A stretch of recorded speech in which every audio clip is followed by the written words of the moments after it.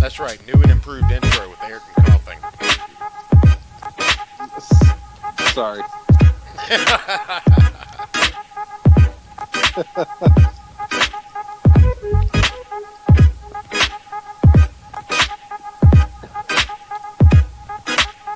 Jesus, if it hasn't been a fucking episode trying to get this show started up. I'm gonna Only we try could right have now. recorded that.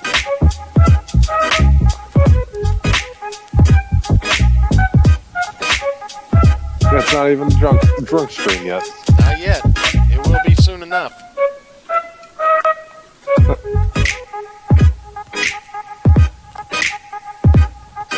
You can't even hear the music right now, can you?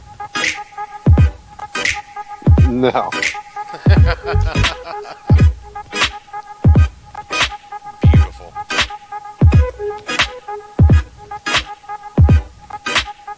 Of all the time to be out of cocaine.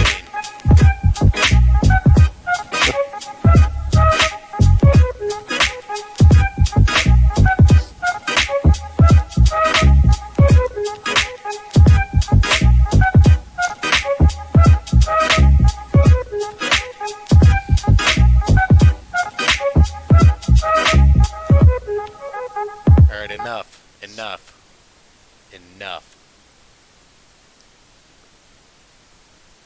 There is a sixth dimension beyond that which is known to man. A multiverse as vast as eternity, as timeless as the Infinity Gems. It is the middle ground between the big two and the indie publishers, between sci-fi and mysticism, and it lies between the pages of the reader's imagination. At the summit of entertainment, the dimension of comics, where a humble service is held. We call this service the Gospel of Comics. Alright, hello everyone and welcome back to the Gospel of Comics. I am your host, the Church of Failure, and with me as always is my trusty yet patient co-host, Ayrton McCartney. How are you doing tonight, buddy? I think better than you, but I'm still kind of dying, so I'm not sure about that. Well, I'm gonna need the chat to kind of give me a heads up on how the audio is sounding on everyone's end. Because in order to make the show happen tonight, I had to fucking uninstall Voice Meter. So, Church and Chip. Apparently we need cocaine. That is always true, Danielle. Mild chit chat and background too. Always. Yeah, your name is now Chip, Ayrton. Chip McCartney. Oh, lovely. Reporting for duty. So. Okay. Novel Gross says we sound okay, but he might be drunk already. He might have started early for the drunk show. Now, if anybody was going to start early, I'd think that would be Captain Weeb, right? He was the most True. excited about the drunk stream. That motherfucker's so drunk he's not going to make it to the show.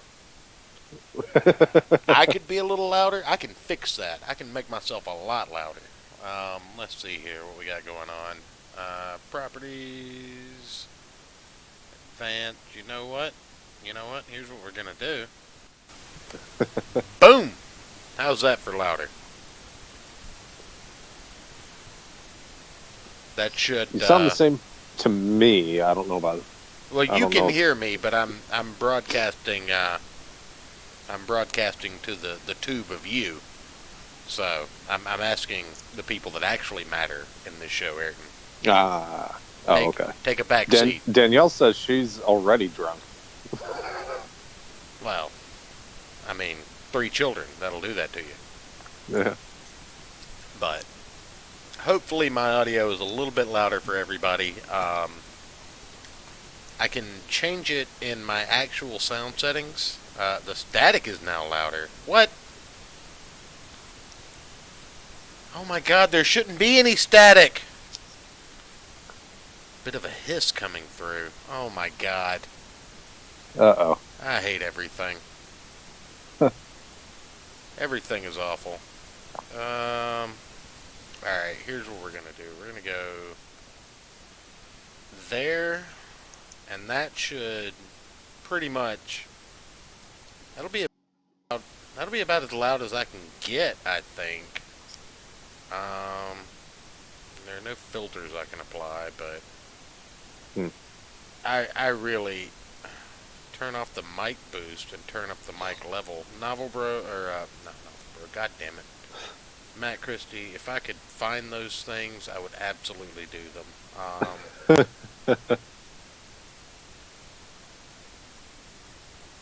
Is that any better? Any better at all? Nope. Oh, I can see the static. Ooh, yes, on my end at least. Oh, it is better for you?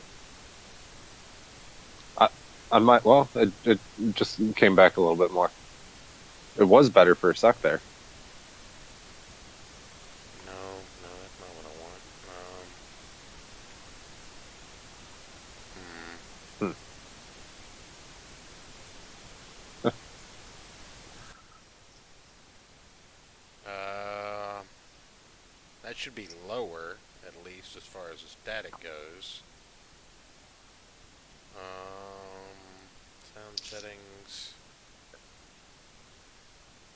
These are technical support.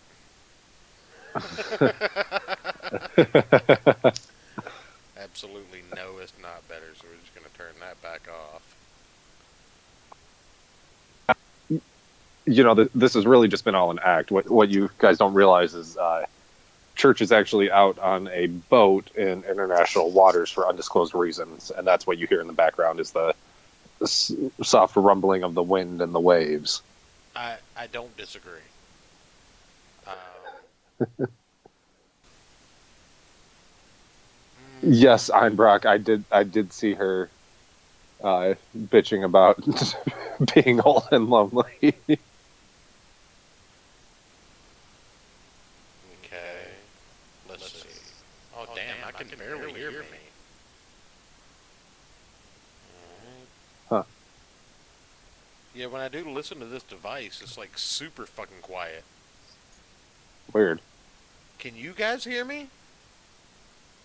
I mean, I hear you. Let me press fast forward and press play on the stream and see I can see what it sounds like. Do I just need to take you down lower? Is that where we need to be?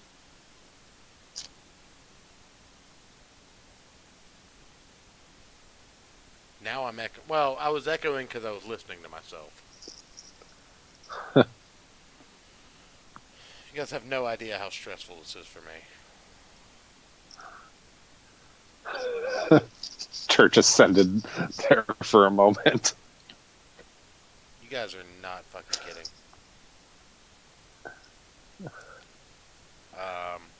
Anyway, hold on. I'm gonna follow these setup wizard sets.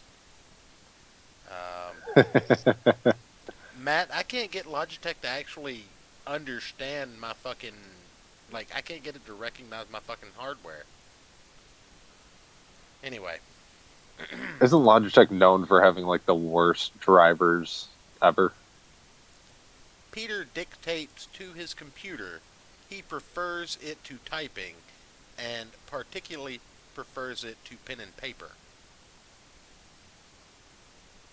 What? Apparently, that's what it needed to set up my speech recognition and my microphone. I don't know. Oh. I don't Oh, probably. understand. Well, probably all the P's.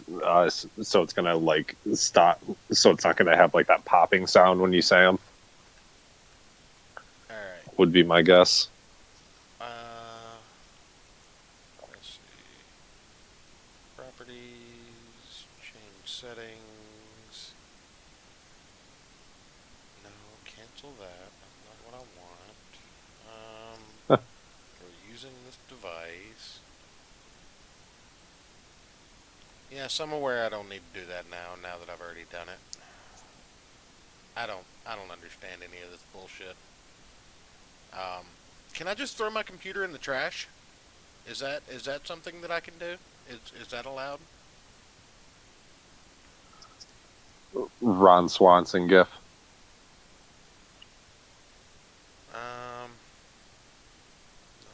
fucking do speech recognition.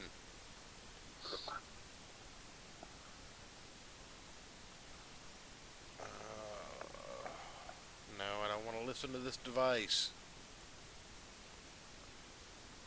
Um,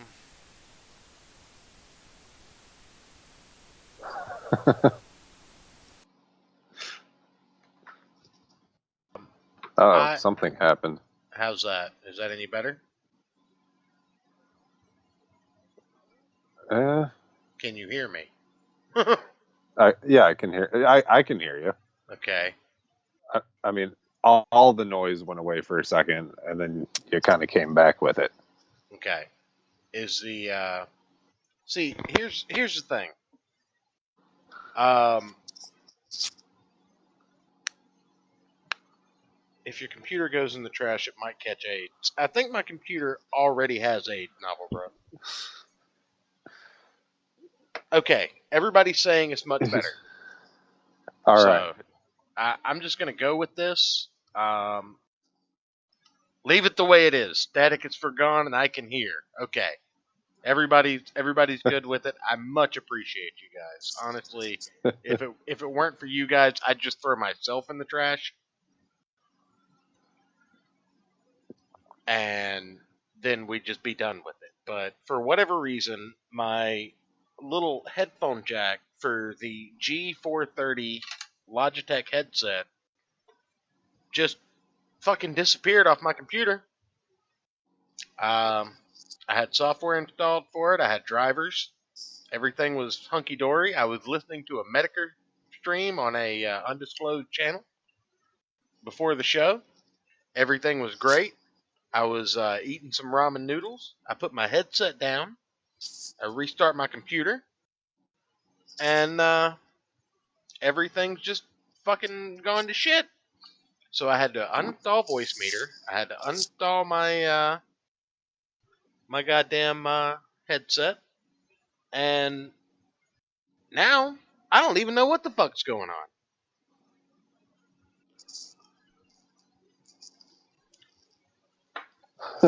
But I do have some I bourbon. mean, I do have some news articles. I have read some comic books. So, how you feel about this? You ready to fucking do this? let's dive into it. You know, I was gonna wait till the after hours show to pour a glass, but I might need to do it Oh a little no, bit early. get on my level. So, some actual interesting shit came up this week. First off, Besides Zayd. well, yeah. So first off, uh, as last month was Alan Moore Recognition Month, when I saw an article in the last couple of days about V for Vendetta, I don't want to see any more penises. well, I don't think there's any penises in V for Vendetta. I've read it a couple of times and don't remember any. I just hear Alan Moore, and it's, you know, it's like a Vietnam vet if they hear like a motorcycle backfire. Well, here we have an article by Dean Poling at GAFL News. Dean Poling. Yes. I wonder what his family did back in the day for a job to get that last name. Maybe they were fluffers. Maybe that's what it was. Oh, okay. And drink. Sigourney's Bush, says Daniel Gam. In the immortal word of the captain, get it on! Let's do it! From Novel Bro. I'm pouring my drink, Novel Bro. Don't rush me. Okay. Oh, my bad. 3. I forgot Jimbo was second there. My computer's definitely trying to give me a stroke. Absolutely. Everyone should DM Chip's penis. Absolutely. The Bush returns. I will never escape it. I never do. V for Vendetta was pretty tame for more than the penis regard. Absolutely. It was one of Moore's more renowned works, let's say. Alan Moore is Novel Bro, the way you use the English language entertains me. I mean, it's an art form for Novel Bro. It really is. Alan Moore is a genius and a legend among comic book writers. He took the obscure DC character of Swamp Thing and set a premise for the character on its head. For years, Swamp Thing was portrayed as a man who accidentally turned into a plant creature. Moore made the Swamp Thing a sentient plant that mistakenly believed it was a man. He penned The Watchmen, which Time magazine rated as one of the literary achievements of the 20th century, which I don't disagree with. Watchmen was fucking fantastic. Yeah. But audience will not find his name on the Watchmen follow-up series currently playing on HBO. For good reason. Well, no shit. For good reason. Although they will find his curses. A show set in Moore's world of the Watchmen a few decades past his storyline. He has said in interviews that he hates adaptations of his comics work. Moore wrote V for Vendetta. Oh, wait. Audience won't find Moore's name on the Watchmen movie adaptation of the same name or the movie V for Vendetta. Moore wrote V for Vendetta, which has become a cult classic as a comic book and a movie from the early 2000s. V's Guy Fawkes mask has become the face of protesters around the world, and anonymous. Don't forget about the hacker known as 4chan. Yeah. Now, the graphic novel with art by David Lloyd is set in an authoritarian England in the future. The future is in the 90s. Remember, the comic book was originally published in the 80s. The totalitarian leaders use phrases such as England prevails, and at one point the regime urges citizens to make Britain great again. Remember, this was written in the 80s. V is a vigilante terrorist who challenges the authoritarian regime while wearing a mask of Guy Fawkes, a man who attempted to blow up Parliament a few hundred years ago. V undermines the government's hold on people while taking revenge for the people who imprisoned him and hurt so many others. V for Vendetta is a chilling look at freedom in the face of totalitarianism, a graphic novel on par with George Orwell's 1984. I wouldn't go that far, but it definitely is one of the best graphic novels ever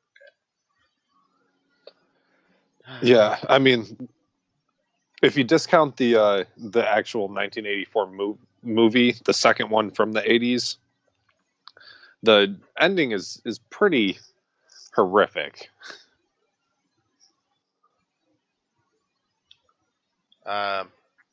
It has unforgettable characters, and Moore's writing is par excellence. It is a shame that he reportedly doesn't care for the movie, since it is a joy to watch and a powerful message. As the masked V tells Gunman, behind this mask there is a lot more than just flesh. Beneath this mask there is an idea, and ideas are bulletproof. And that's the article. So when I read this before the show tonight, the first thing I wanted to say about this is just lazy goddamn writing. First off, yeah. What was the point of that article? V for Vendetta is a comic and it's good, guys.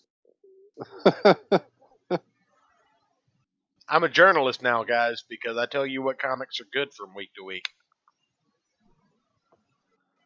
And that would make us journalists. We are, but we already know how to code. Well, at least I do. Yeah, you really think I know how to? I mean, I'm assuming you've learned how to code on that can and fishing line that you've been calling in from.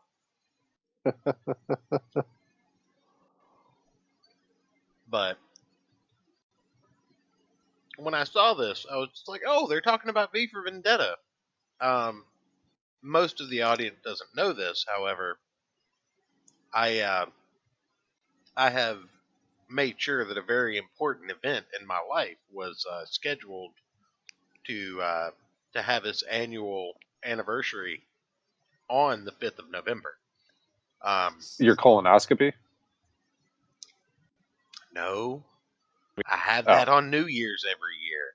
I like to ring in the ear every year with some random dude and his two fingers telling me to bend over and say "I." Oh, okay. Wait, your guy only uses two fingers?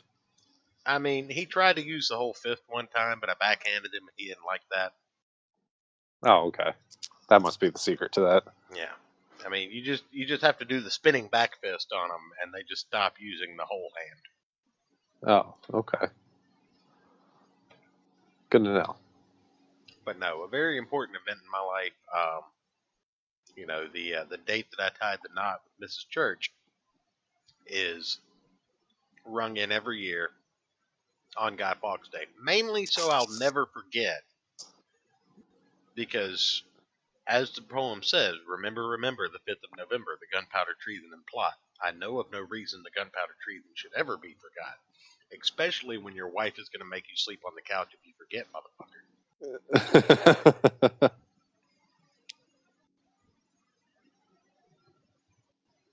My doctor just crawled inside, says Daniel.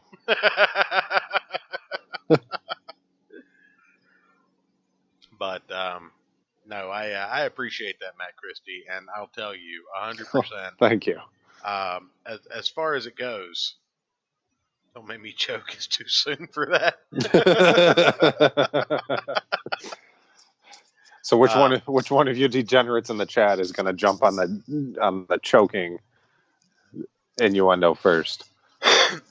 That's not going to be me.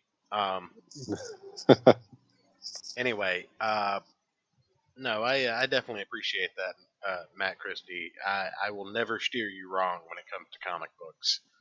Maybe if you ask, I might. Never trust Ayrton's choices on comic books. I mean, that man just has bad taste.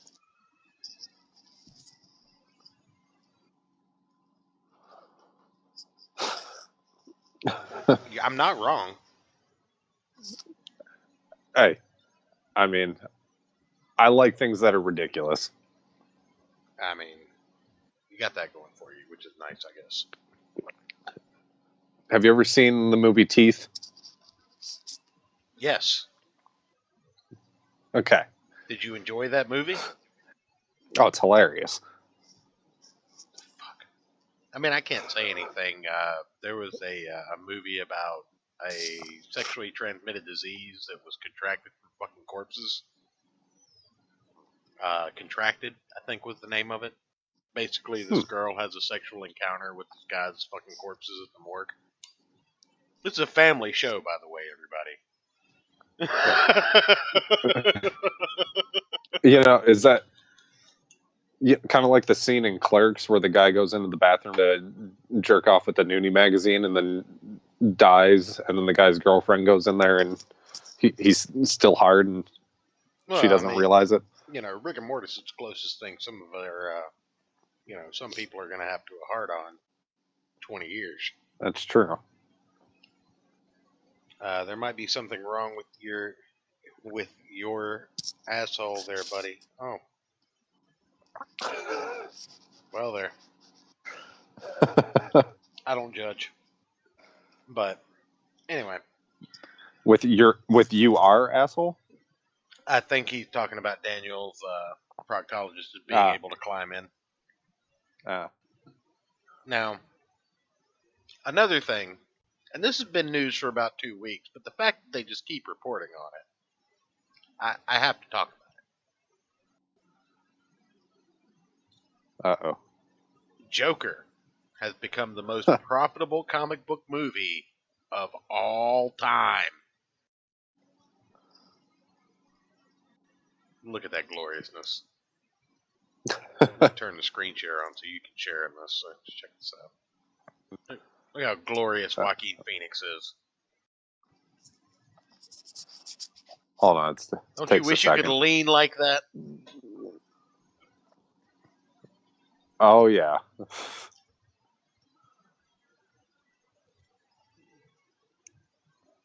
I mean, just that get is a your pretty fucking, epic shot. Just get your fucking lean on, right? Joker, better known as Joaquin Phoenix's follow-up to last year's semi-comic western, The Sister Brothers, has been breaking box office record after box office record, which isn't bad for a picture some worried may inspire violence at screenings. You know what the most violence that came of this? You know what the article that caught the most attention based on this movie was? Uh-huh. There were a couple of guys smoking in the theater. Oh, my stars, let me clutch my pearls. My stars and garters.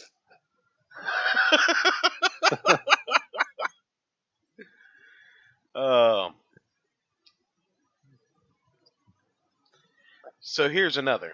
According to the math cooked up by Forbes, a standalone spin-off about Batman's most popular baddie is now the most profitable comic book movie ever made. That means it outdid Endgame, it outdid Infinity War, it outdid Deadpool, it outdid Spider-Man, all of them. Fuck all y'all. DC just came in and flopped its dick out on the table and says, "You want a fucking movie? Here's a goddamn movie." Well, yeah, it's the most profitable because they didn't, They spent $4 on the budget. 3/4 of the yeah, they didn't spend 3/4 of their budget on fucking CGI. Literally, their budget was $4.17. It would, at this point, it would literally be cheaper for these movie companies to just build an Iron Man suit. Yeah. Instead of pay 17 assholes to animate it. Right. Yeah, just hit up Elon Musk and be like, "Hey, yo, dog, Yeah. let's borrow your Iron Man suit for about 4 days, right?" Because we all know he has one in his basement. What the fuck do you mean in his basement? He wears it to business meetings. He had to put his helmet off to have an interview with Joe Rogan, for fuck's sake. God, that's such a bad interview. Just a reminder, profitable isn't the same as ranking in the most money, though Joker was able to surpass Deadpool, another Renegade comic movie, to become the highest grossing R-rated movie ever, at least if you look at global sales. As of this writing, Joker's worldwide gross is almost $1 billion, $952 million, which it may pass in time by the time you read this.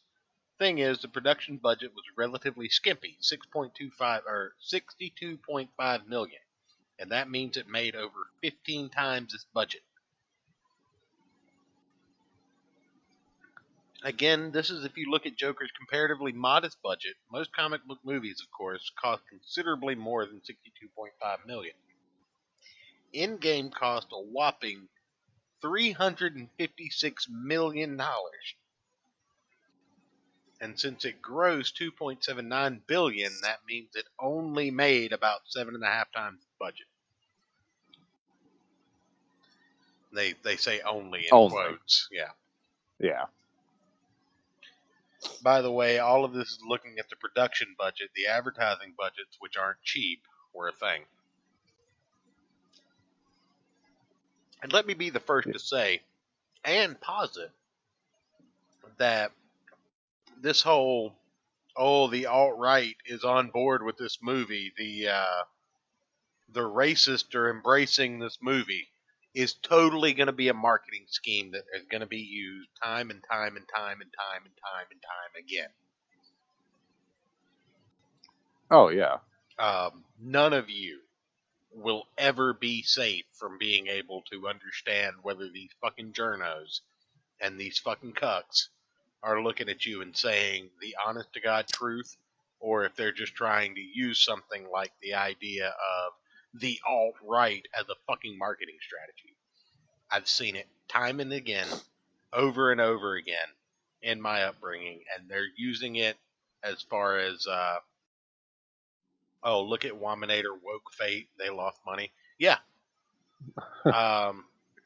But they didn't try and pin it up as something that the alt-right wanted to happen, right? Right. I mean, the thing is the Joker literally used the alt-right as a marketing ploy, and it fucking worked. I mean, every mainstream media outlet on the planet was reporting that, violence is going to happen at the Joker. Motherfucker, what violence?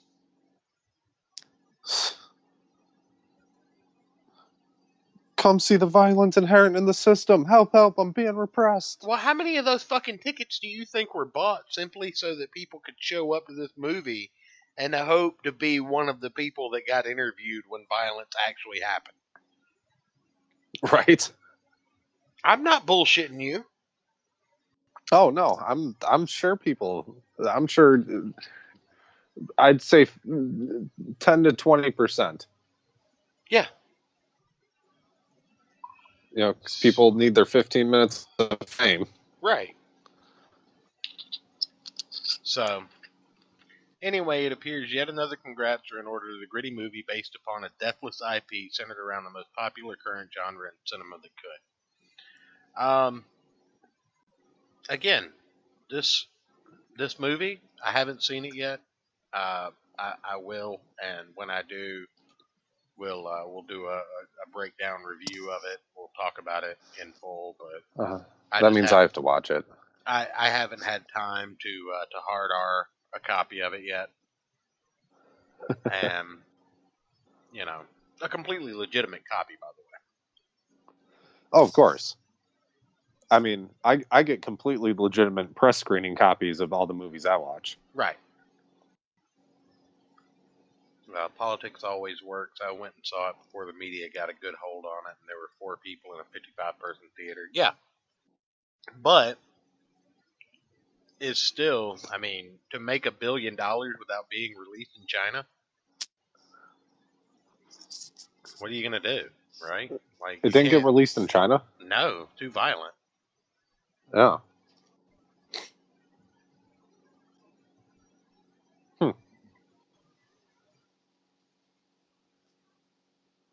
Those Chinese. Yeah, it's too violent. That's why nothing happened on Tiananmen Square. Well, Jeffrey Epstein definitely didn't kill himself in China. Right. He only did that in America. Ask Blizzard, they'll tell you. Oh, by the way, guys, did I tell you? I don't think I told you that I came up with a rap name. Are you going to enter the Donald Trump's rap competition? No, I want to give those guys a chance. But I legitimately have a rap name now. Keeping with the church theme. I initially thought that I would be Little Welfare, but I decided against that and went with Little Tithe. And I figured that if I could get like a hype man or like a background band or something, that I could be Little Tithe in the collection plate, right? That is fantastic. I mean, we'll just be dropping straight bars all over the place, or we'll be frequenting bars all over the place. I'm not sure. Yeah, that probably the second one. Is that the one?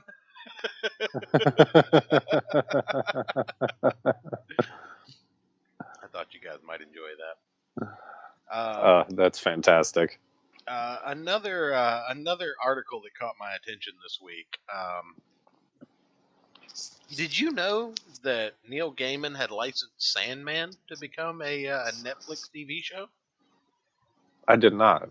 Well, Neil Gaiman also confirmed this week that work is already underway on Sandman Season 2 for Netflix. Now, I haven't fucking seen Season 1 yet. I didn't even know Season 1 was a thing. Well, a screen adaptation of Neil Gaiman's The Sandman comic series has been long awaited by fans. So it'll come as a welcome news that Gaiman and Netflix are already plotting a second season. It was announced in July that the streaming service had greenlit a Sandman series following years of aborted attempts at bringing the comic to the screen as a TV show or movie. Everybody was bidding on it, and Netflix won, Gaiman told RadioTimes.com, which is the website that brings you this article. Motherfucker, what is this goddamn video right here? Fuck you.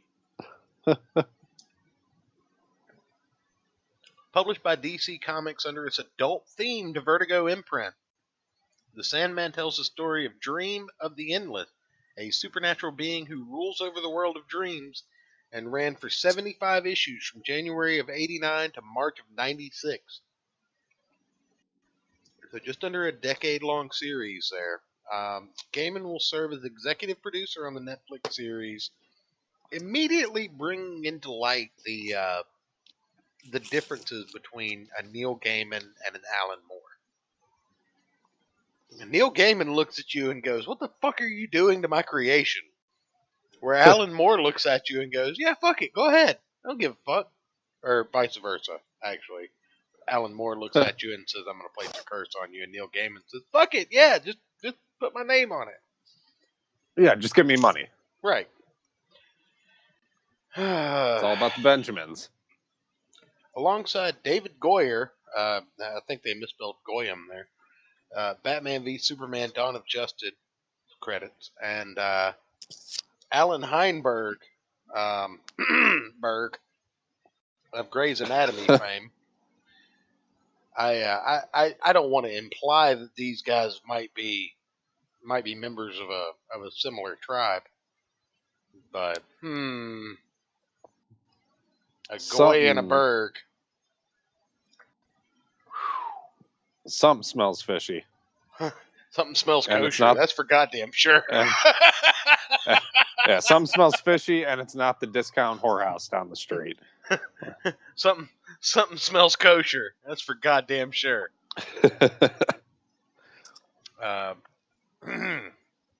Will serve as writer and showrunner, respectively. There are three of us, the showrunner: Heinberg and David Goyer and me. We've just finished writing the first episode and plotting the breaking down of the first two seasons. Wait a minute. Now wait a minute, Neil. No! You don't greenlight a second series before the first episode's aired, you piece of shit. This is how you get shitty TV shows. What the fuck is wrong with you?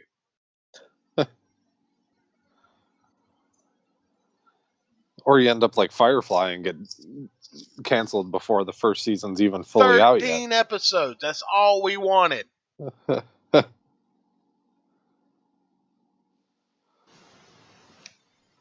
We couldn't even have 13 fucking episodes.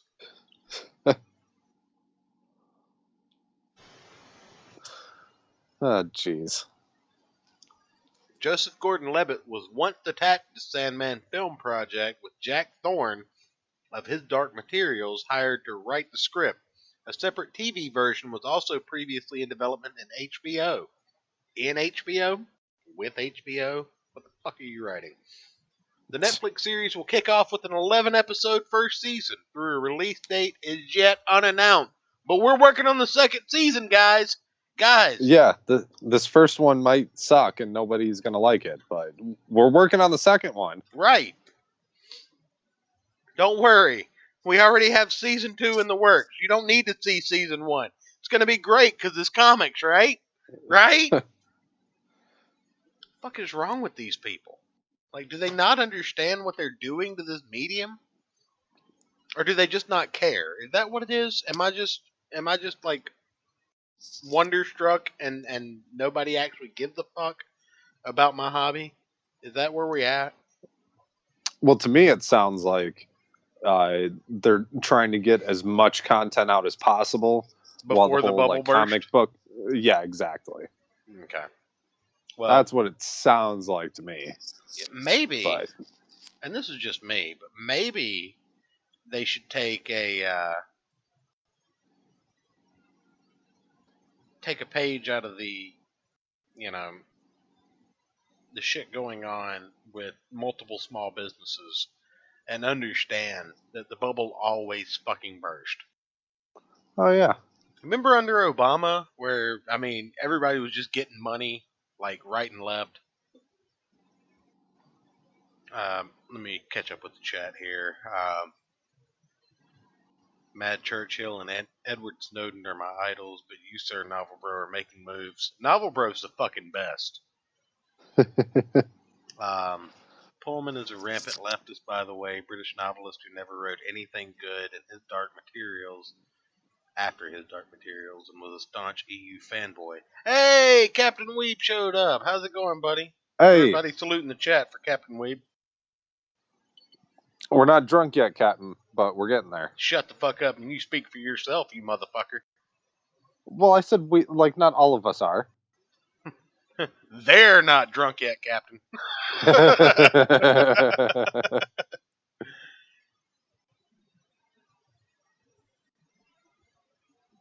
Anyway, Matt Christie says,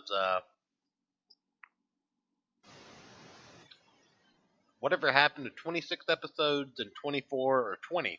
Um, what is that? Just budget? Budget constraints, really? Yeah. Now we get half Well, seasons where they give us 6 episodes and then 2 years later give us 6 more? and with it being on Netflix, they'll probably be longer than your standard television episodes, right? An hour. Okay. Yeah, Obama and Oprah gave us bailouts and prizes. Obama turned my frogs asexual.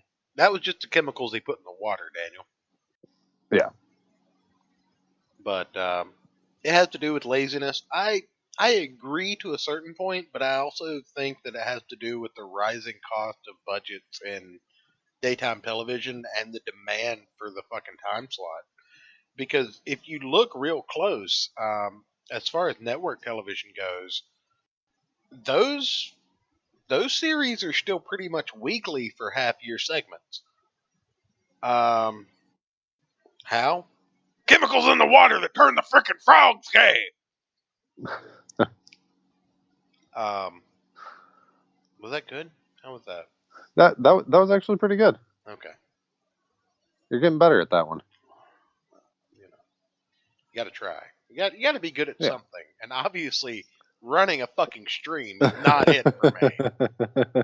Who'd have fucking thunk it? I can't fucking hit go on a goddamn computer and keep the settings the same from day to fucking day. Not like we just did this last fucking night 24 hours ago. Well, all the buttons changed place where they used to be between now and then, Yeah, or well, then and now. I know you haven't read the Song of Fire and Ice books, but I know Novel Bro has. And for anybody else in the chat that has, I call back Tormund Giantsbane. And Tormund is a wilding, for those that don't know. Tormund is a very well regarded wilding by the end of the book saga as we are now. And 90% of his dialect or his dialogue involves him discussing just how, oh yeah, I can easily get good at Nicolas Cage. Who, where, why? The bees, not the bees. I'm looking for the treasure. not the bees. Not the bees. Please, not the bees. But anyway, Tormund Giantsbane is a character who is constantly talking about the size of his member. And if we're talking about my computer settings just not being, where they should be, I'm going to blame it on my member. My member is just too large, and I just can't help what it does when it hits my keyboard and changes all my settings. I'm sorry. I sit down, my member hits the keyboard, and I have to tuck it under the desk. But I can't help the fact that it hits my keyboard every time I sit down. So I failed my first driver's test because I would practice by steering with my cock. I would just kind of loop it around over the bottom of the steering wheel and just move my hips back and forth. Why didn't you? But apparently, you're supposed to have your hands at 10 and 2. Why didn't you just loop it over the top, like I did?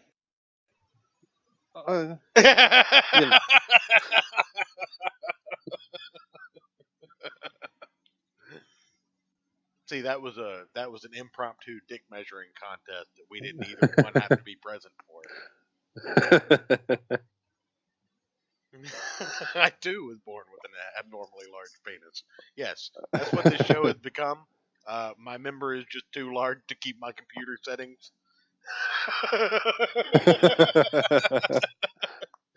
Just any technical issue from now on. Can't men blame everything's on their dicks? Yes, all of it. Everything in my life that has gone awry is because of my giant member. Yes. Yeah, stick your dick in crazy. then you get stabbed, you have to defend yourself, the police get called, you get arrested for a domestic. It all leads back to that. We're gonna have to make a new Patreon tier for the dick measuring contest, Dream Danielle. We'll also have to get a BitChute account. She'll be the only one donating at that level. Stream hosted live from Pornhub.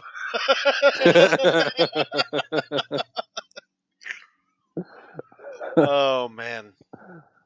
Anyway, I got a couple of more articles here, and this one actually made me a little bit sad. But cash-strapped small businesses turn to GoFundMe.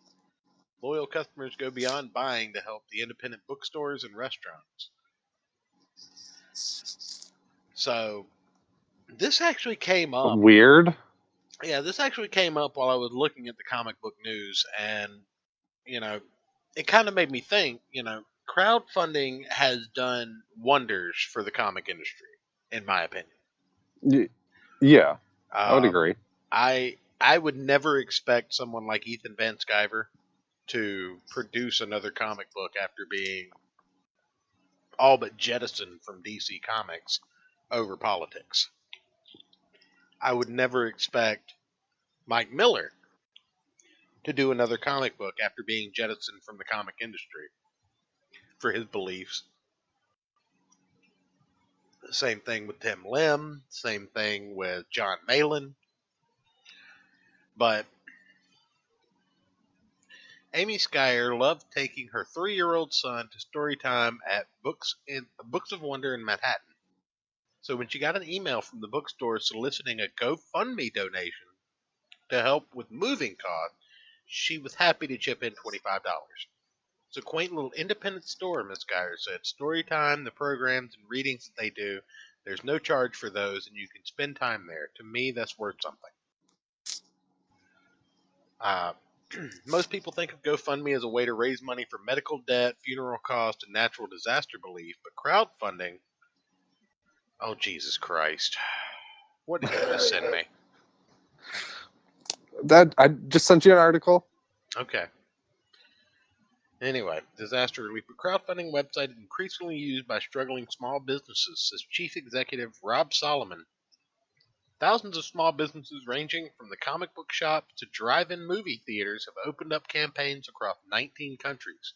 These independent businesses have become pillars in the community, and when they can't stay open, the communities really rally, says Mr. Solomon. Books of Wonders campaign, which started October 22nd, has raised more than $23,000 towards its $250,000 goal. Oh yeah, we haven't even hit 10% yet, but we're doing great! The company has about 30 employees between its two stores and an annual sale of just over $2 million. But we can't scrape together $250,000 to move, so we're asking you to do it for us. That's rude. I do think there are small businesses out there that do need help, but you really shouldn't put in that the annual sales of $2 million can't cover $250,000 worth. Like, you can't afford 1/8 of your income to move, then don't fucking move. Just renew your goddamn lease. Right. And it says they're struggling to pay the $600,000 annual lease. Well, motherfucker, then use some of that $2 million a year you make to fucking move. I'm sorry. Owner Peter Glassman says that he can pay his current bills but needs money to move the bookstore's flagship from 18th Street to a more affordable and high-traffic space in the Flatiron District. He said that he struggled to pay the $500,000 lease at the current location, particularly after his most recent subtenant, City Bakery, entered financial trouble and folded. The bookstore's uptown store will remain in its current location.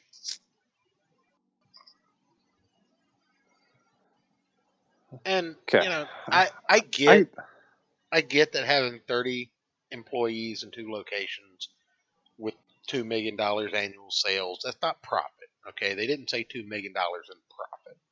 I can imagine their profit is just over $250,000, to be fair. However, probably.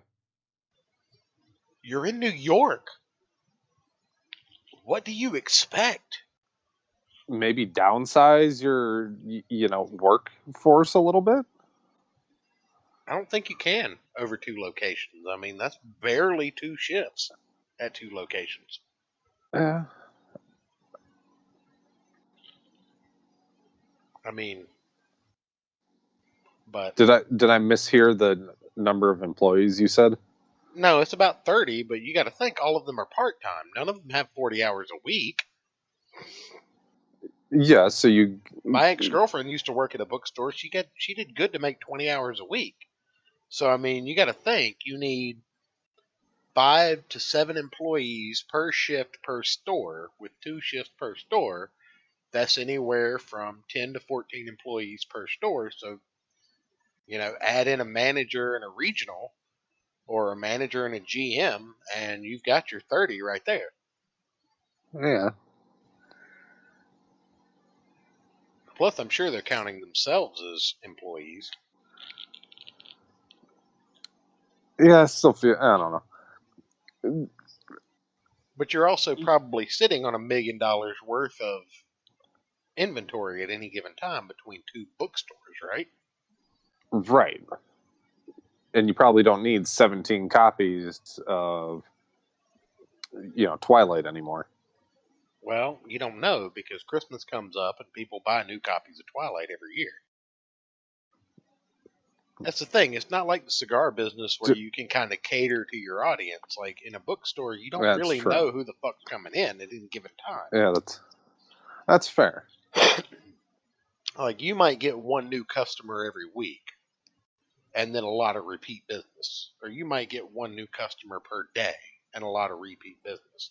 But a bookstore at any given day, you could have 200 people who have to get off on your exit because of a traffic backup that are going to fucking solicit your store because they got nothing better to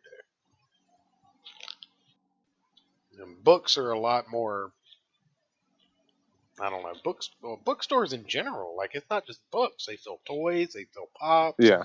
they sell board games, they sell comic books, they sell recipe books, self-help books, textbooks. Well, what's the profit margin on like a book? 50%. I wonder. Is it really? Yeah. Man, I don't even get that on cigars. Fuck no, you don't. We barely get that on t-shirts. And you get t-shirts for like $2 a piece if you order just plain white cotton t-shirts. Right. That t-shirt you paid $20 for, somebody down the line paid $2 for it, everybody.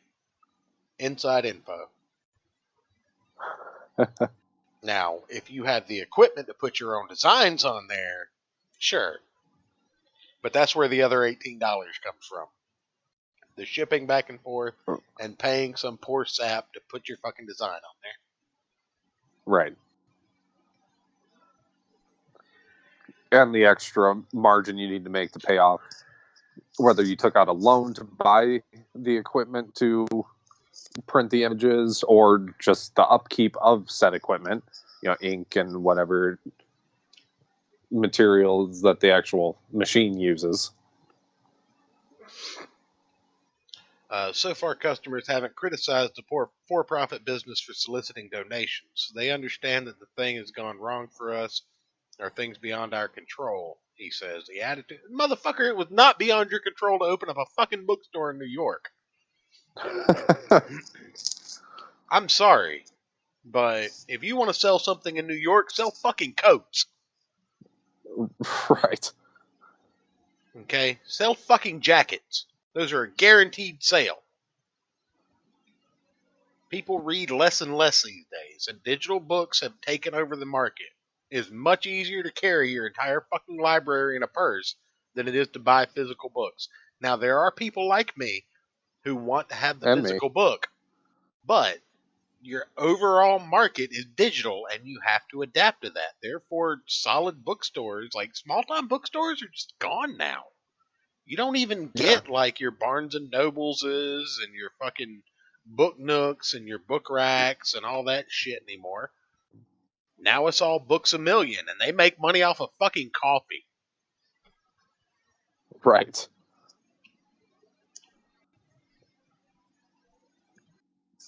And I mean, up here, there's a couple of like, like old, like vintage, I guess you would call it, like bookstores where they have like super old, books that are like 100 years old and shit like that. Yeah. I don't know how they stay in business, but because that's literally all it is. You just walk in, it's just all these old ass books. Oh, yeah. Well, old ass books are valuable because they're old ass books. Yeah, but I mean, still, how many are they really selling? I mean, if you only have to sell one to keep your doors open for a month, you're doing. Yeah, I mean, hell, that's fair. Any like bibliophile has a $500 to $1,000 book in their collection. Yeah, that's fair. I mean, I've got 2 books on the Scottish Rites that probably will run about $2,000 in resale because of the condition they're in and the rarity. But does it talk about the secret handshakes? No, but it does talk about the goat. Oh. Jessica Walker, President and Chief Executive of Manhattan Chamber of Commerce, said that small and mid-level independent businesses are squeezed by rising rents, minimum wage increases, and mandatory sick leave. Crowdfunding can help fill the gap. Yes, the government's going to fuck these businesses, and we want you, the consumer, who buy from these businesses, to bail them right the fuck out. Because we did it one time under Obama, and that shit didn't work. So just reach into your own pocket. You don't need any kind of luxury. Don't go to Starbucks. Give it to a business who's still going to charge you full fucking retail price. Sorry. This just annoys the shit out of me. Like, oh yeah, crowdfunding to me works in a sense of, okay, either A, you're just in a really shitty spot and you're hoping beyond hope and you're praying beyond prayer that your reputation and the imprint that you've made online and in real life will equate to people having enough goodwill to bail you out. Or you're producing something like a comic book, a game, an album, something where people will receive you're giving something in the end. Of value. Right. Well, it's like, to go back to the like down on your luck sort of thing. The lead singer of one of my favorite bands of all time, called Maylene and the Sons of Disaster. Check them out if you like really heavy like Southern rock.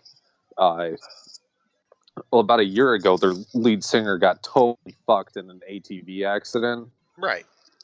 And, they're a small band, right? So, he basically made his living going on tour. And his injuries were so severe, like he lost sight in one eye, has severe like brain injury, and like is just now able to walk again. So he has a GoFundMe, and I'm probably going to donate to it. Well, yeah. But,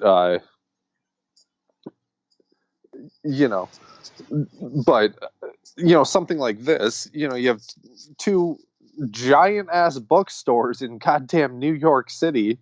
I mean, I know I know a little bit of what doing business like in New York City is. My family used to own 3 bars back in the day, and my great uncle just sold the last one, like, I don't know, 10 years ago. Right. Because he still owns the building that the bar's in, because there's like apartments above that and stuff, and why wouldn't you keep that? Right. Passive income. But you know, it's well, one, regulations are ridiculous in the city for everything. They're banning was it for foie gras, like goose liver or whatever, Mm-hmm. because it's like unethical or something like that. I don't know. For some stupid reason, they're banning this food, and business regulations and taxes are outrageous in the city. So, I mean, you guys, I understand the business like this is a business of like passion for the most part for people like this, but you probably should have gotten out of it about 10 years ago, or moved or consolidated everything, got rid of one store entirely, and moved it outside of the city limits where Yeah, things are cheaper. absolutely. And I I feel like, and this is why I brought up the final article that we have to cover. Now we're going to briefly talk about two books that we read this week, and then we'll go and switch to stream to unlisted and I drop was some going to links say, everywhere. Captain Lee was just asking when's drunk fun time in the Discord. He's itching. Okay, well we may hold the reviews until tomorrow. We'll see. Hell, we may give them on the drunk stream tonight. Actually, who knows? I Yeah, don't. that's actually not a bad idea. So the last article that I have here is just kind of a yin to the yang of that cry for help that we just saw. Brooklyn comic store inspired by Fortnite is developing a new kind of experience for kids at a Oh, time when Jesus. comic shops need to adapt to survive. Joe Einhorn opened Loot, a kid-friendly comic store in Brooklyn neighborhood of Carroll Gardens. So we have a gentleman who's opened a comic store in New York, Brooklyn. Yeah, In Brooklyn. Brooklyn, though, Yeah, seems like an odd place demographic wise for that, but continue. the store makes most of its money from memberships. For $30 a month, kids can rent an unlimited number of comics, one at a time, from the store's collection of 5,000 books. Einhorn said that he wanted to open a comic store that would let young people off screens, something that he said traditional comic shops struggle to do. I think that's fucking brilliant. Come at me if you want to, argue with me if you want to, but that is fucking Oh genius. no, that's awesome. You're essentially paying $1 a day to make your kid read. And this guy's got a collection of 5,000 books. Now, I'm sure he's not putting one copy of every new comic out there. Now, he may. Let's keep reading. Kids can also hang out and read and take comic drawing art classes in the store, which took inspiration from a massively popular video game, Fortnite. Children's comics have surpassed superhero comics as the highest selling genre in the comic industry, but Loot's collection is mostly superhero comics. Einhorn wants to introduce the genre to readers at a young age. The first thing you realize when you enter Loot, a kid-focused comic shop opened in July in Brooklyn neighborhood of Carroll Gardens, is that it is not your traditional comic book store. Instead of giant posters and shelves that are common in conventional stores, Loot sleekly displays his comics in rows along bright white walls. Action figures are confined to a single glass case, and there are no electronics visible. It is a clubhouse type environment, the store owners tells him. Loot, located at 463 Court Street, doxed, doesn't allow adults unless they're accompanied by a child. Let me repeat that. Does not allow adults unless they're accompanied by a child. The store primarily relies on monthly memberships. For $30 a month, kids can rent out an unlimited amount of comics as long as it's one at a time from the store's library of 5,000, which is comprised of Einhorn's own personal collection and donations. I'd like an address to donate to this motherfucker. Well, 463 Court Street. Yeah, well, I mean, if he doxed.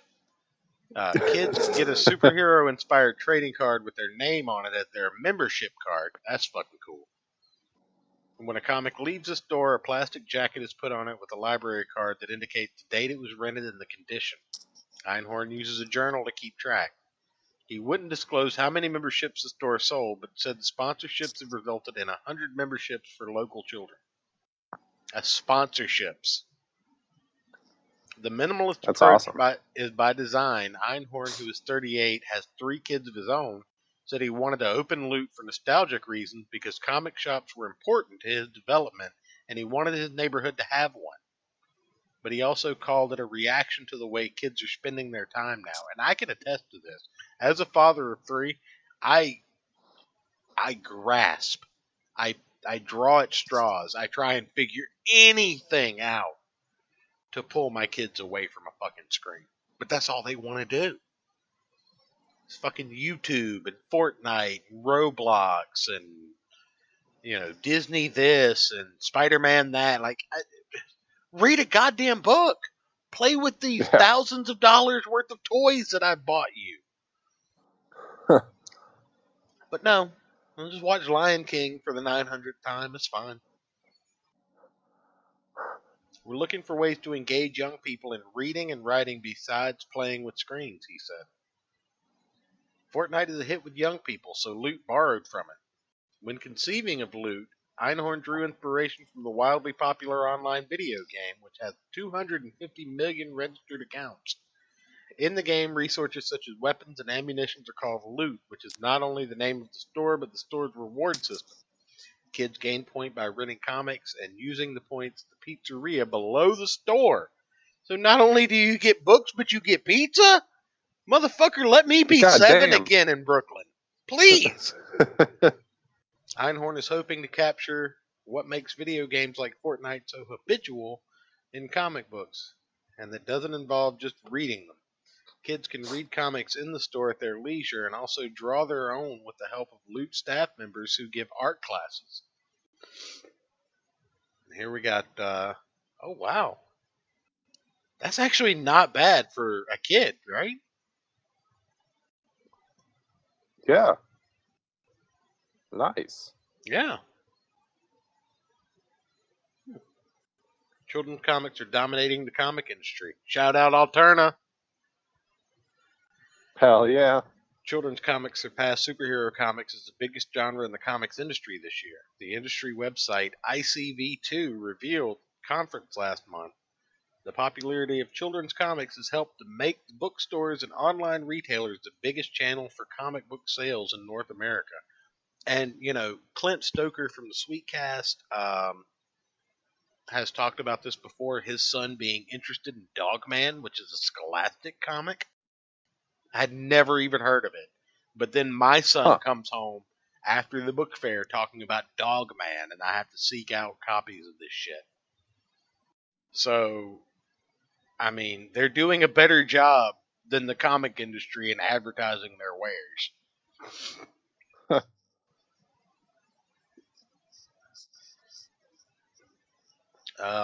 It probably also doesn't cost an arm and a leg. Loot is open 7 days a week, 2 to 8 p.m. weekdays and 7 to 6 on weekends, and can be contacted via Instagram at Loot. That's a hell of a name to have. So that was what I found this week in comics. I guess everybody give us a few minutes, and we will get the notification sent out for the drunk stream, and we will get that started up within about 10 to 15 minutes, I guess. So a little bit of a shorter show tonight, mainly because OBS decided to be an asshole, and my audio decided to be an even bigger asshole. But in any event, Yeah. we definitely it gives me time to go grab a cigar for the drunk stream. Well, yeah, basically, I'm going to take long enough to grab a cigarette. I'm going to use the same thumbnail. I guess I could make a new thumbnail, but that would take time. But I'm going to go grab a cigarette. maybe throw a bite of food in my stomach real quick, get the show set up, send it out to the patrons, and link it in the Discord, and then we will be back on the roll. So, Yeah. everyone, thank you guys again for stopping in. Join us again in 10 to 15 minutes for the unscheduled but much needed drunk stream. Oh, very much needed. I've got about a half a bottle of Kentucky bourbon and a pint of Jameson to drink on. I got actually a different famous grouse because they were out of the Smoky Black. Oh, okay. It's cask series port finish. All So right. this was aged in port wine casks. I actually do not So like port wine. Yeah, I can't say I've ever had. I probably have because I used to sell wine. I probably had it at some point, but I don't actually remember what it tastes like. Port But wine's the actually Scotch a is brandy. good. I didn't know if you knew that or Is not. it- Port wine's actually a I thought brandy. I thought port was like a sweeter, like dessert wine. No, it's basically a brandy from what I understand. Huh. But yeah. All right then. Yeah. Well, I think it'll pair well with the cigar that I grabbed for tonight. Either way. Let's see. All right. Anyway. So, in the meantime, if you jokers want to keep this party going, I might hop into the general voice chat while Church gets this set up. If you guys want to start getting rowdy in there, and then we'll hop back over to the drunk stream. There you go. All right, everybody. I definitely appreciate it, and I apologize. Hopefully, I will have these audio issues taken care of by tomorrow. But we will see. We will see. We will see you soon, folks. All right. Thanks again, everybody. You're not going to do it? Well, why would I say goodnight if we're going to be talking to him again in a few minutes? Dog. I don't know why I even tried. Well, that's weird. But, I mean, that's just weird, isn't it? I mean, it is, but it's not.